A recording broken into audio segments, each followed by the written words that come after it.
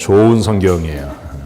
스가랴는 소선지서에 속해 있는 말씀입니다. 오늘 새벽기도 시간에 잠깐 정리를 했는데 소선지서와 대선지서가 있죠. 한번 해보십시다. 처음 맨 앞에 있는 게 뭐예요? 율법서예요. 모세오경이라고 하시지 마시고 율법서 5권이 있습니다. 그 다음에 뭐가 있죠? 역사서가 있습니다. 몇 권이 있죠? 이제 시험 봅니다. 이제 이런 거 진짜로. 역사서 있어요. 몇 권인지 집에 가서 쉬어보세요. 지금 또 쉬지 말고 또 역사서 있고. 그 다음에 뭐 있어요? 역사서 다음에 무슨 서가 있는지 이분들 큰일 날 분들인데 시가서가 있죠.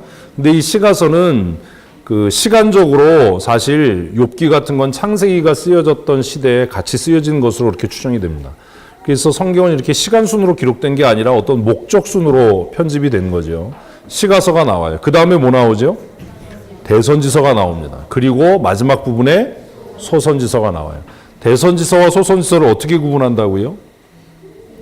첫째는 성경책 두께예요. 성경책 분량이 많으면 대선지서예요. 분량이 많다는 얘기는 그가 사역한 기간이 길다라는 의미일 수 있고 또 그 사역의 범위가 포괄적이고 넓다라는 의미도 됩니다. 그래서 대선지서는 좀 더 긴 시간 동안 넓은 사역 범위를 가지고 일했던 선지자들의 이야기들을 모아놓은 것이 대선지서고 소선지서는 상대적으로 분량이 작지요. 몇 장 안 되잖아요. 그러니까 사역한 기간이 짧고 그리고 사역의 범위도 한정되어져 있습니다. 이사야나 예레미야 같으면 주변에 있는 여러 나라에 대한 이야기들이 막 나오는데 소선지서는 그렇게 많은 나라들의 이야기를 다루지 않아요. 대선지서는 이스라엘의 멸망과 관계되어 있어요. 다. 이스라엘의 멸망.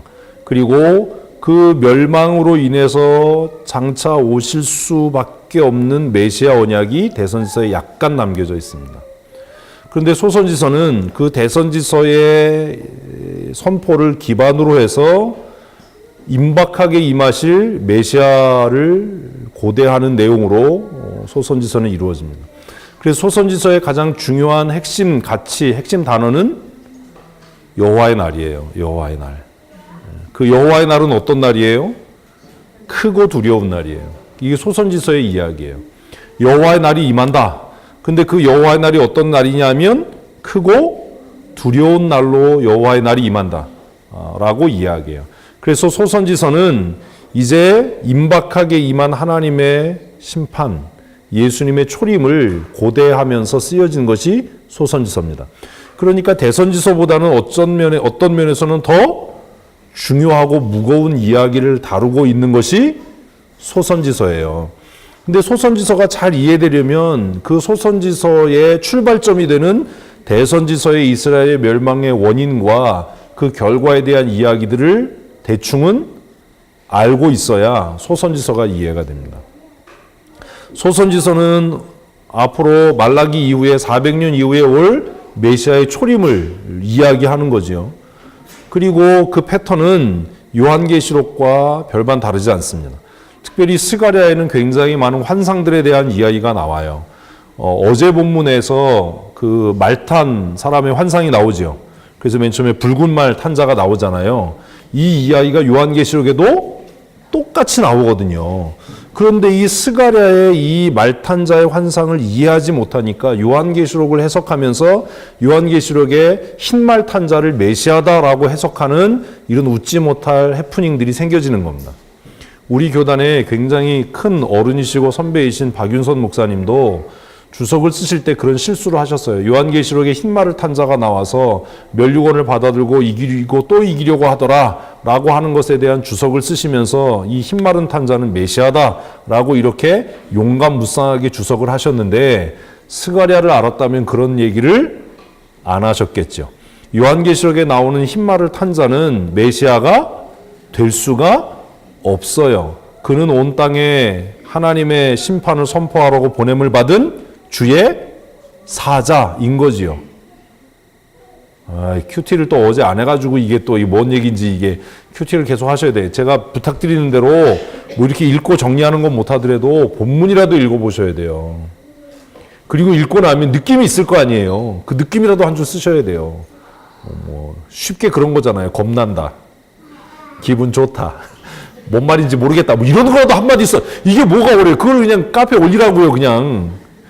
뒷다 복잡해서 뭔 말인지 모르겠다. 근데 이걸 계속 하다 보면 어느 날 쓸 말이 늘어요. 벼룩도 낯짝 있다고 맨날 뭔지 모르겠다. 이 얘기를 맨날 360을 쓸 건 아니잖아요. 그러다 어느 날 하나 걸리겠지요. 응? 그럼 그거 하나 또 이렇게 풀어서 쓰면 되는 거잖아요. 스가랴에 말탄자의 환상 이야기가 나왔어요. 첫 번째. 오늘 새벽기도 시간에 말씀드렸는데 본문하기 전에 그 얘기를 잠깐 드려야 돼요. 스가랴가 하나님의 부름을 받고 하나님께서 어떤 환상을 보여주셨어요. 근데 말탄자들이 나왔어요. 붉은 말, 그럼 이건 대부분 전쟁을 상징합니다. 검은 말, 기근을 상징하겠죠. 그 붉은 말 탄자가 온 사방을 두루 다니면서 보고하는 거예요. 와서. 근데 뭐라고 보고해요? 온 땅이 평안합니다. 이러니까 스가랴가 속이 뒤집어지는 겁니다. 아니 평안한데 왜 속이 뒤집어지지? 하나님의 사람이. 오늘 새벽 기도를 나왔어야 알지요. 왜냐하면 지금 이스라엘은 어떤 상태예요? 포로로 잡혀간 상태예요. 이스라엘이 포로에서 회복되려면 뭐가 일어나야 돼요? 전쟁이 일어나야 되잖아요. 그런데 붉은 말 탄자가 온 세상을 다 다녔는데 전쟁의 소문이 없고 온 땅이 평안하다는 거예요. 그러니까 스가랴의 마음이 낙심되는 거예요.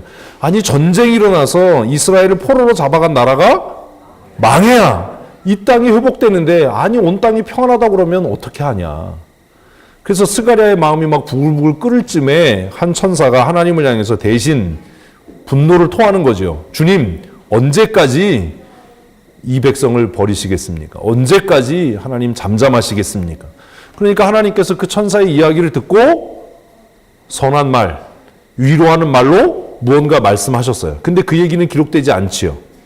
근데 어렵지 않아요. 그 뒤에 읽어보면 그 말이 뭔지가 나와요. 그 뒤에 무슨 말이 나와요? 하나님의 본심이 나오는 거예요. 하나님께서 이스라엘이 우상 숭배하고 우상의 제단에 무릎 꿇고 백성의 지도자부터 백성의 말단까지 타락한 걸 보고 하나님께서 아 이놈들 좀 정신 차리게 해야 될 것 같아. 이런 마음이 들어서 북방에 있는 민족, 왜 북방인지 아시죠? 진짜 아시는 거예요? 왜 북방이죠? 예레미야 큐티 했잖아요. 예레미야를 시작하면서 끓는 가마가 어디서부터? 북쪽에서부터 기울었다. 북방의 민족들이 와서 이스라엘을 짓밟은 거 아닙니까? 그래서 하나님께서 야 얘네들 정신 차리게 조금만 때려, 조금만 야단쳐, 조금만 꾸짖어. 이게 하나님의 본심이었는데 그래서 하나님의 백성을 잠깐 이방에 맡겼더니 이방의 민족들이 기고만장해가지고 죽도록 패놓은 거예요. 응? 살짝 때리라고 그랬는데 그러니까 때리라고 시킨 하나님이 열받는 거예요. 누구 때문에? 이스라엘 백성 때문에. 그래서 이스라엘 백성이 기도 안 해도 이제는 내가 못 참겠다라는 거죠. 하나님이.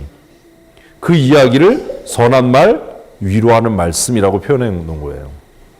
그래서 하나님께서 내 본심은 내 백성이 아무리 범죄했어도 살짝만 때리라고 내가 너희들한테 맡겼는데 니네들이 신이 나가지고 막 반 죽도록 패놨어. 그래서 내가 너희들을 가만히 안 둘 거다. 이게 진짜 하나님의 마음이라는 거예요. 하나님은요, 하나님의 백성을 향해서 진노하시고 때로 징계의 칼을 뽑으셔도 뭐 하진 않으신다고요? 죽이지는 않으신다고요. 이게 은혜인 거예요. 근데 더 은혜는 몇 대 맞았을 때 빨리 회개해야 돼요. 더 맞기 전에. 이 지혜로운 사람은 몇 대 맞고 빨리 회개를 하는데 미련한 사람은 죽을 때까지 맞는 거죠. 그죠? 이걸 오늘날 우리에게 적용하면 이러는 거예요. 올해 내 교사로 헌신했는데 조금 이래가지고 내년에 교사 명단에서 빠졌어. 그러면 미련한 사람은 아이 잘 됐다. 내가 앞으로 영원히 교사 안 한다. 이거는 죽도록 맞아야 되는 사람이에요. 응? 근데 그렇게 됐을 때, 아, 내가 올해 교사라면서 좀 성실하지 못했나? 내가 좀 부족했나? 그러면 내가 올 1년 동안 쉬면서 좀 잘 준비해서 내년에는 더 좋은 교사가 돼야지. 이게 지혜로운 사람인 거예요. 이게 아멘이 잘 안 되지요. 일단 그런 상황이 되면 열부터 뻗치니까. 그래가지고 내 대신 교사 된 사람 보니까 저 인간이 나보다 잘난 것도 없는 것 같은데 더 화가 나는 거지요. 그러시면 망하는 거예요. 그래서 내가 나 앞으로 이제 일 안 할 거예요. 이러면은 이거는 북쪽의 민족이 아니라 남쪽 민족까지 와서 좀 밟아줘야 돼.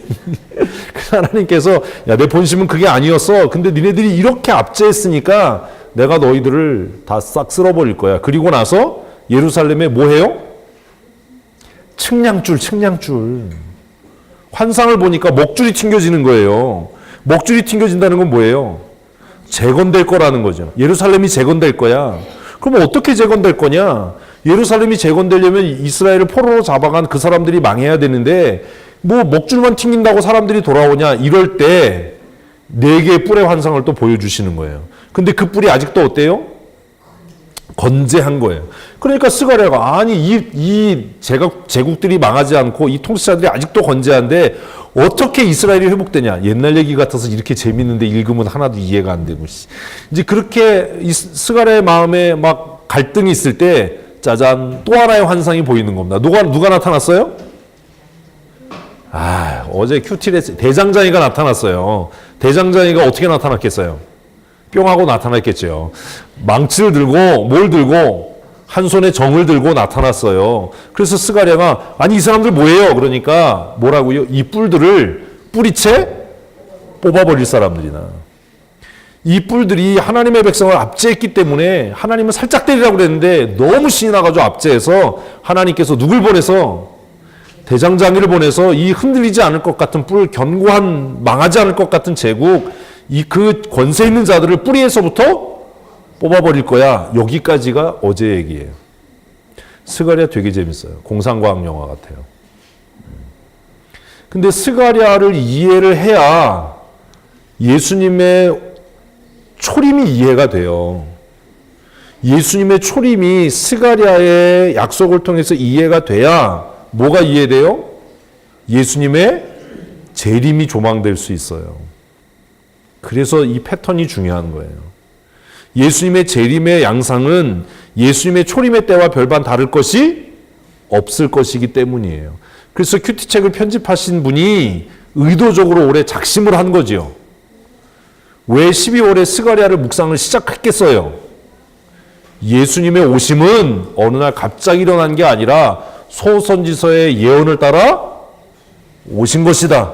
근데 그 소선지서 중에 여러 선지서 중에 말라기 바로 앞에 있는 스가랴를 성탄절의 즈음에서 묵상하게 해서 예수님이 어느 날 갑자기 뚱딴지같이 한 데서 뚝 떨어진 게 아니라 예수님이 오시기 수백 년 전에 하나님께서 하나님의 사람을 통해서 미리 약속하신 것이다. 그 얘기를 큐티책을 편집하신 분이 하고 싶은 거예요.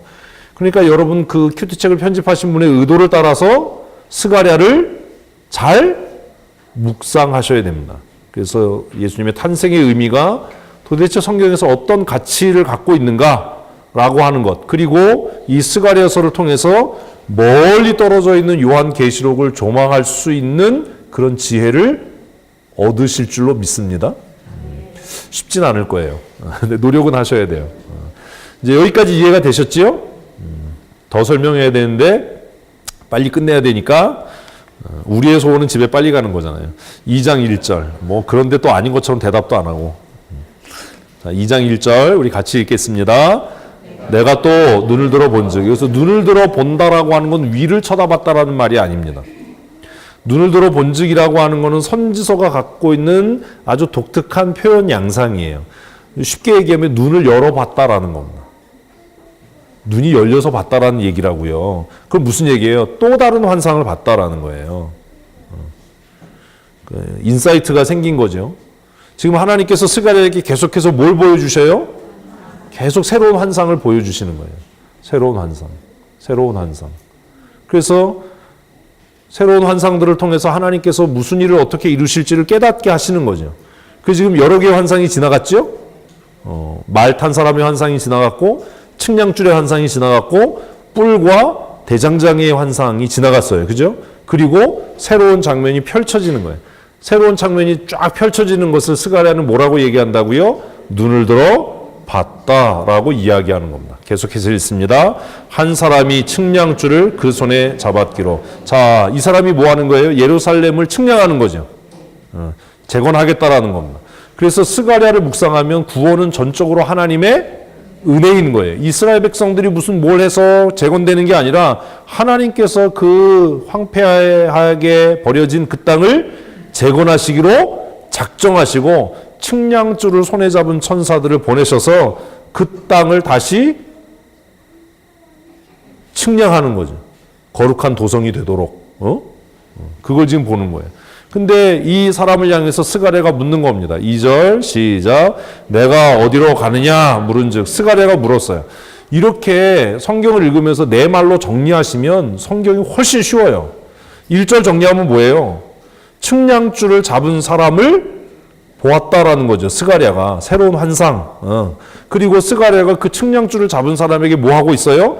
질문했어요. 뭐라고 질문했냐? 그 질문의 내용이 뭐예요? 같이 그가 내게 대답하되 예루살렘을 측량하려고 한다. 그래서 스가랴가 그 사람을 보고 어이 당신 어디를 측량하려고 해? 하니까 그 사람이 내가 예루살렘을 측량하려고 해. 근데 스가랴 마음에 아니 예루살렘에 지금 아무도 사는 사람이 없는데 그 성읍을 측량해서 뭐하지? 이런 마음이 들 거 아니에요.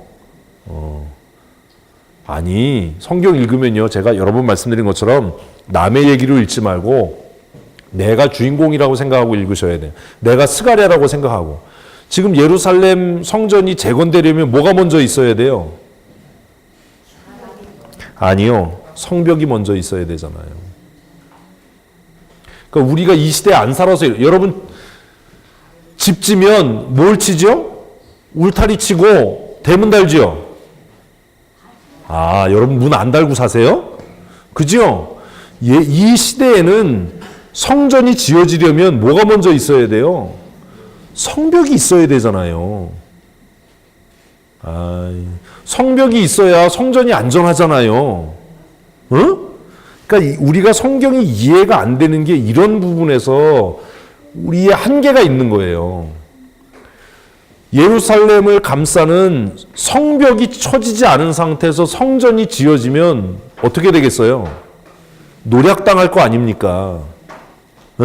막아낼 수가 없잖아요.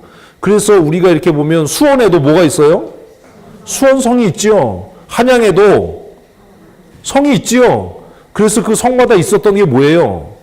남대문, 동대문 이거 아니에요. 북문, 성문이 있잖아요. 예루살렘에도 어문이 있고 미문이 있고 양문이 에이씨.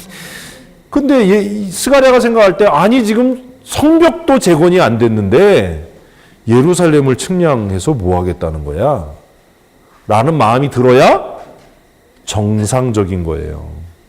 근데 우리는 그런 문화에 익숙하지 않고 성경을 남의 얘기로 읽으니까 그런 생각이 안 드는 거예요. 그 질문이 있어야 다음이 이해가 돼요. 잘 따라오세요. 이제 이렇게 성경을 읽는 거예요. 그가 내게 대답해서 예루살렘을 측량하여 그 너비와 길이를 보고자 하노라 라고 그가 말했어요. 그러면 스가랴가 아니 예루살렘만 측량하면 어떻게 뭘 지어야지? 성벽을 쌓아야지. 성벽을 쌓아서 예루살렘을 보호해야지. 성전만 지으려고 그러면 어떡해? 그런 마음이 든 거예요. 네? 이해되셨죠? 3절 읽습니다. 내게 말하는 천사가 나가고 다른 천사가 나와서 그를 맞으며 이르되 너는 달려가서 이 소년에게 말하여 이르기를 예루살렘은 그 가운데 사람과 가축이 많음으로 성곽 없는 성읍이 될 것이라. 4절이 얘가 핵심이에요. 이렇게 가르쳐주면 안 되는데. 4절에서 제일 중요한 게 뭐예요? 마지막 줄이에요.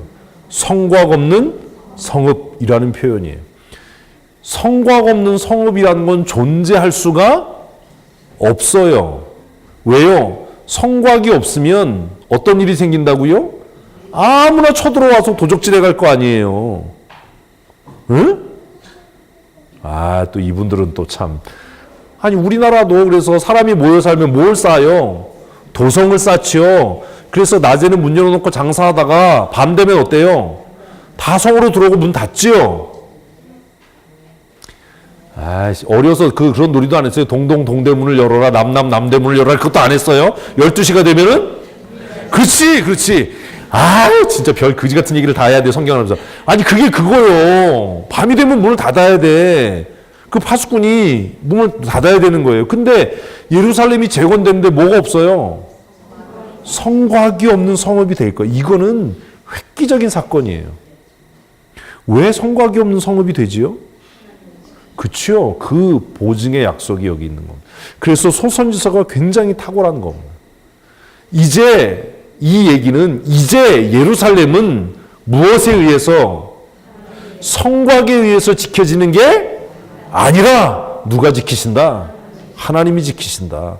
그래서 예루살렘에 뭐가 없지만 성곽이 없지만 그것을 지키고 보호할 두꺼운 돌담 성곽이 없지만 그곳에 많은 사람이 거하고 많은 가축이 거하게 될 것이다. 그러니까 스가랴 너 뭐 하지 마? 걱정하지 마. 아니 성곽도 없는데 성전 지으려고 측량하면 어떻게 이런 걱정하지 마. 우리는 믿음이 워낙 좋아서 읽으면서 그런 걱정을 전혀 안 해요. 그죠? 이거를 3절 4절을 읽으면서 성곽이 없는데 어떡하지? 이런 걱정을 안 해. 우리는 믿음이 좋아서. 예루살렘 성전이 건축된대 띄고 와 아멘 뭐 이러고 끝나요. 근데 스가랴는 생각이 다른 거예요. 아니 이게 성곽이 없이 성전만 지으면 그 안에 있는 거 누가 와서 훔쳐가면 어떡하지? 그 백성은 누가 보호하지? 이런 고민이 막 많아지는 거예요. 근데 나중에 실질적으로 이스라엘 백성들이 돌아와서 성곽을 쌓나요? 안 쌓나요?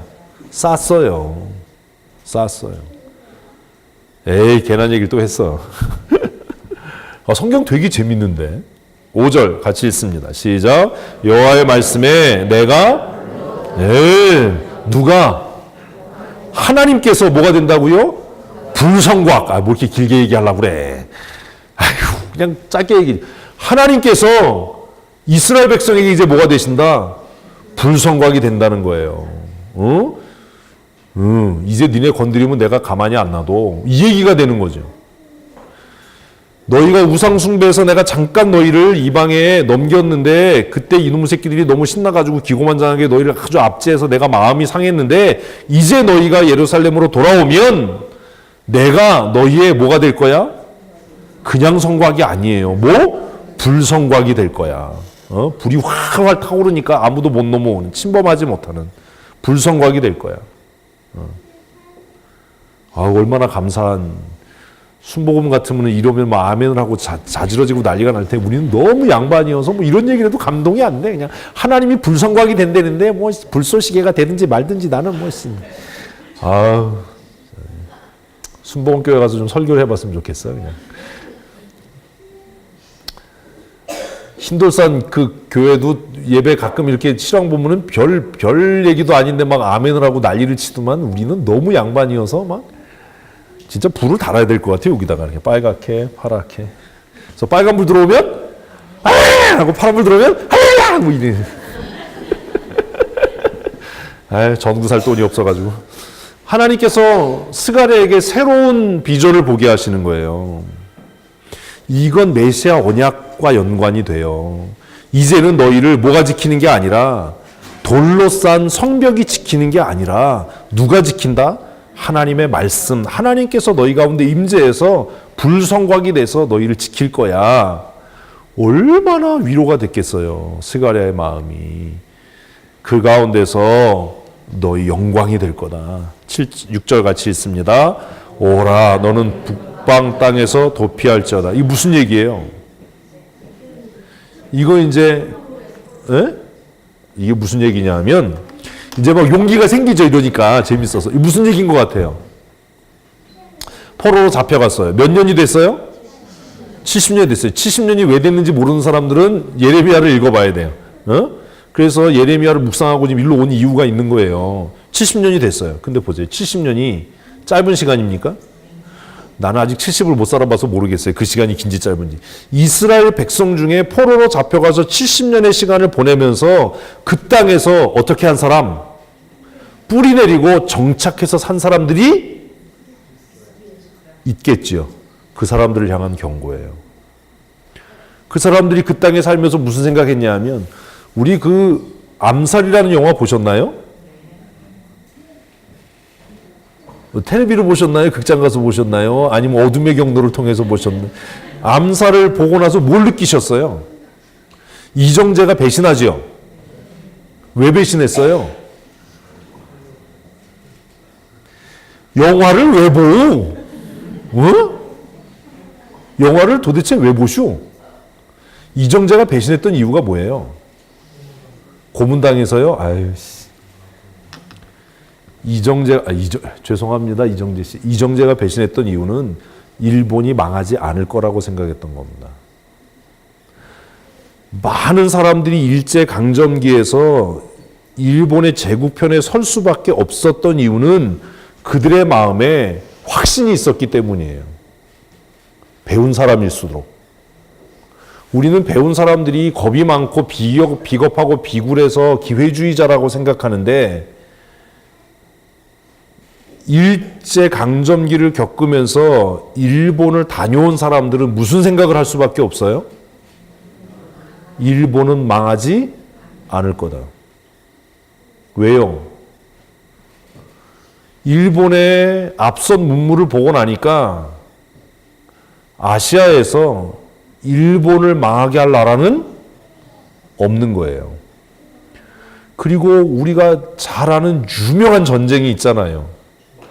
전의 전쟁. 이런 거 말고 무슨 전쟁이요? 청일전쟁이요. 누가 질 거라고 생각했어요? 일본이 질 거라고. 근데 말도 안 되게 일본이 이겨버리거든요. 그러니까 식자층에서 역사를 알고 문물을 알고 미래를 이렇게 좀 조망하고 사는 사람들, 뭐 가난한 사람들을 폄하하는 게 아니라 가난한 사람들은 하루 벌어서 하루 먹고 살고 이러니까 미래가 뭐 이런 거 관심 없잖아요. 아, 관심 많으세요? 별 관심 없잖아요. 근데 많이 배운 사람들은 뭐에 대한 염려를 하는 거예요?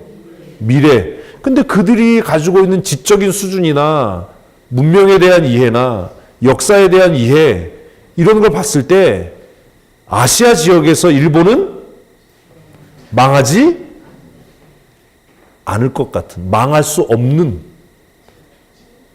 그러니까 어느 편에 서야 돼요? 일본 편에 서야 되는 거예요. 우리는 일방적인 역사를 자꾸 배워와서 무조건 매국노 이렇게 생각하는데 일본이 망하지 않을 거라고 생각한다면 이정재가 나중에 그 얘기 하잖아요. 이 나라가 독립되지 못할 거라고 생각했다. 우리는 영화를 봐도 그냥 귀 막고 그냥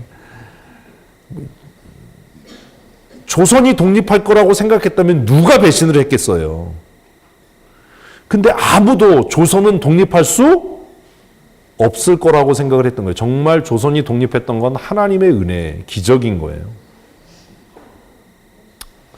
또 여의도 순복음교회 같으면 아멘을 하고 난리를 치고 그랬을 텐데 우리는 뭐 너무 양반이어서 뭐 너는 그렇게 생각해, 나는 아니다 싶으면.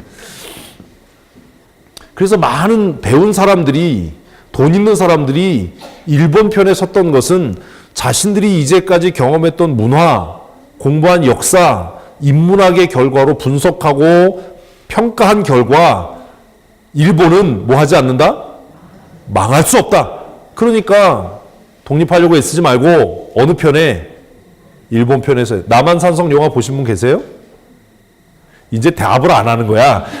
영화를 봤다고 그래도 싫은 소리 듣고 안 봤다고 그래도 뭐라 그러니까. 저 남한산성을 영화를 아직 못 봤는데 외세가 침입하면 두 파로 딱 나눠지지요. 근데 누가 옳은 거지요? 남한산성이라는 영화를 한번 보세요. 시간 날 때. 재미는 없을 거예요. 그 역사가 그렇게 재밌는 역사는 아니니까. 항복하자고 하는 사람들도 누구를 위한 거고 나라를 위한 거고 끝까지 항전해서 싸워야 된다라는 사람도 나라를 위한 거예요. 뭐가 다른 것뿐이에요? 방법이 다른 것뿐이에요. 좀 고민을 하셔야 돼요. 방법이 다른 것뿐이에요. 교회를 사랑하는 방법이 다른 것뿐이에요. 그렇게 보셔야 돼요.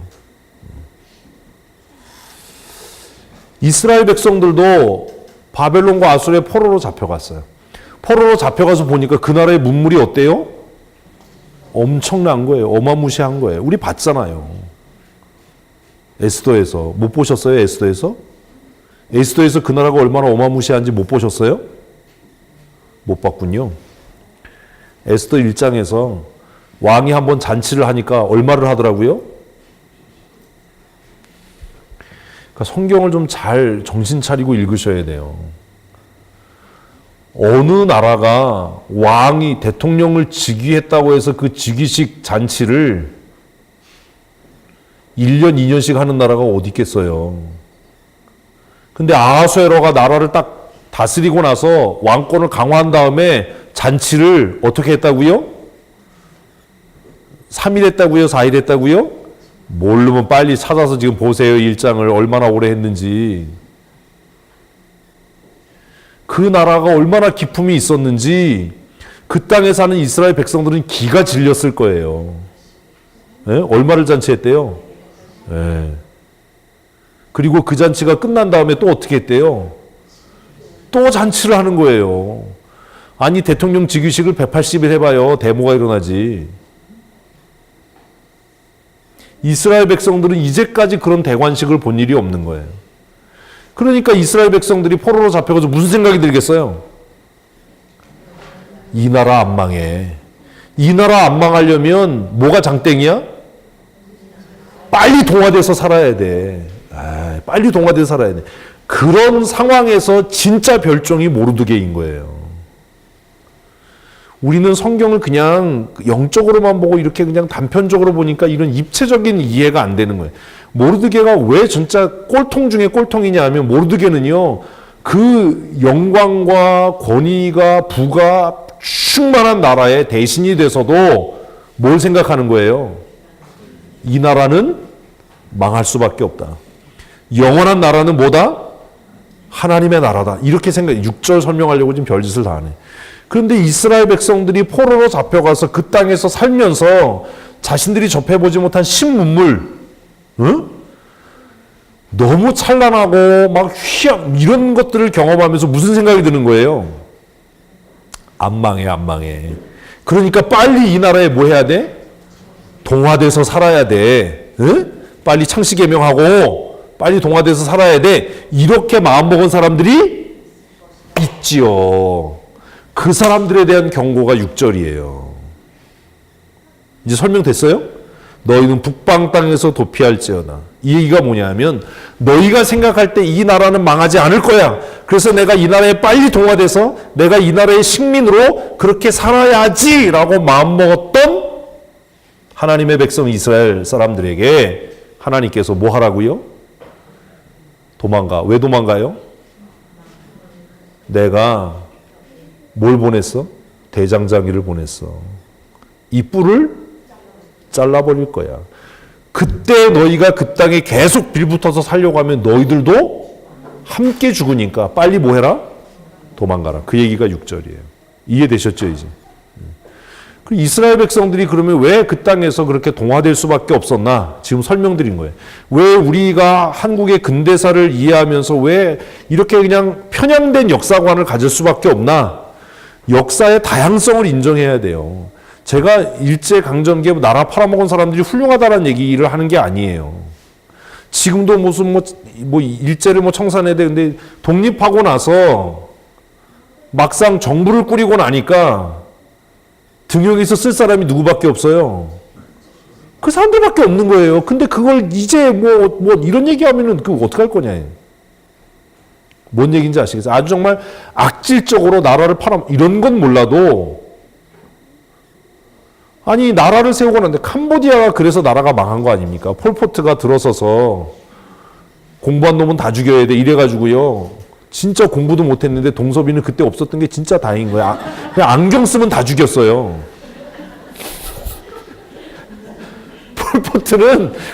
폴포트는 안경 쓴 사람을 제일 먼저 죽였어요. 왜? 공부 많이 했다고 생각을 한 거죠. 아유, 동섭이 거기 있었으면 얼마나 억울해. 공부도 안 했는데 안경 쓴 것 때문에 죽으면. 그래서 캄보디아 안경 쓴 사람은 다 죽었어요. 응? 폴포트는 프랑스에 유학한 사람이에요. 근데 그가 캄보디아가 망한 건 외세 때문이고 공부한 놈들 때문이다. 관료들의 부패 때문이다. 이래가지고 대학 나온 사람, 종교 지도자, 그리고 너무 억울하게 뭐 한 사람? 안경 쓴 사람. 그래가지고 가면요, 안경 무덤이 있어요. 안경 쓴 사람. 그래가지고 그때 글도 안 보이는데 안경 다 벗고 다니다가 이제 시험하는 거예요. 검문소에서. 이거 보여? 안 보여. 그럼 그냥 바로 총살. 안경 왜 벗고 다녀? 이런 거죠. 그럼 살아남으려면 뭐 해야 돼요? 시력표를 외워야죠. 이 진짜로 있었던 일이에요. 그래서 킬링필드 우리 예전에 영화 봤었죠? 그래서 캄보디아가 역사가 뒤로 확 그러고 나니까 아무도 나라를 다스릴 수가 없는 겁니다. 다 무식하니까. 그래서 폴포트 정권이 무너지고 나서 다시 정부가 들어선 다음에 뭐 할 사람이 없는 거예요. 정치할 사람이 없네. 글 읽은 사람 다 죽여버리고 공부한 사람 다 죽여버리고 목사 다 잡아 죽이고 승려들 다 잡아 죽이고 나니까 그래서 캄보디아가 지금도 어려운 겁니다.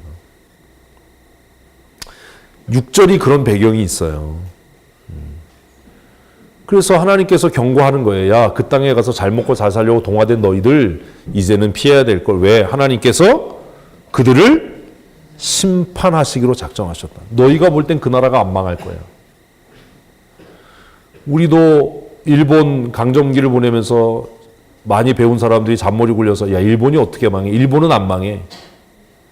그래서 늘 그런 일본을 배경으로 한 영화들, 요즘에 이제 역사 해석이 새로워져서 요즘에 나오는 영화들 보면 그런 사람들이 꼭 하나씩 등장하는 거예요. 왜 배신했냐? 너 왜 조국을 배신했냐? 이렇게 얘기하면 야, 일본이 어떻게 망하냐? 일본이 망할 줄 알았으면 내가 아니랬지. 그 암살이라는 영화에도 그 얘기가 나오는데요. 영화를 보시면서 그 대사를 못 들으셨나 봐요. 일본이 망할 줄 알았으면 내가 안 그랬지. 일본이 어떻게 망하냐? 난 일본이 안 망할 줄 알았다. 근데 오늘 일본이 망해버린 거죠. 이스라엘 사람들 가운데서도 야, 이 나라가 어떻게 망해? 이렇게 호화찬란한 문명과 문화를 이룬 나라가 어떻게 망해? 라고 생각했는데 하나님께서 뭐라고 얘기하는 거예요? 내가 이 땅을 심판할 거야. 그러니까 너희는 그 땅에서부터 피난해서 함께 망하는 일을 당하지 마라. 여호와의 말씀이다. 이건 확실한 하나님의 보증이다라는 거죠. 계속해서 읽습니다. 이는 내가 너희를 하늘을 사방에 바람같이 흩어지게 하였음이라. 여호와의 말씀이다. 이건 무슨 얘기냐면 예레미야의 이야기예요. 이 예루살렘에서부터 바람처럼 이렇게 훅 불어서 먼지가 날리는